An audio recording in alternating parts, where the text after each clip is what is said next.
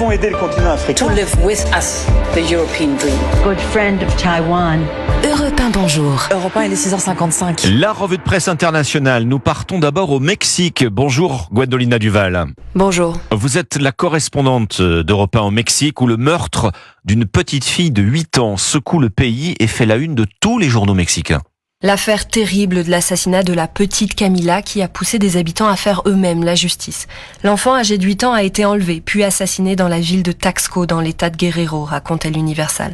Très vite, les soupçons se portent sur le couple de la maison voisine chez qui la petite était censée venir jouer ce jour-là et dont la version des faits est contredite par des caméras de surveillance. El País diffuse la vidéo et on voit la petite Camila rentrer dans la maison et le couple ressortir quelques heures plus tard pour charger un énorme sac poubelle noir dans une voiture.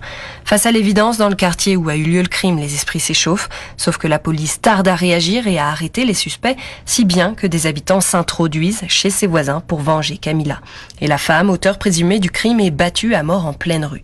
Le média Infobae rappelle que les lynchages sont courants au Mexique, une réaction extrême face à un taux d'impunité qui dépasse les 95%. Nous sommes maintenant en Corée du Sud avec vous, Chloé Borgnon. Vous êtes à Séoul pour Europe 1. Qu'est-ce qui fait les gros titres de la presse sud-coréenne ce matin ?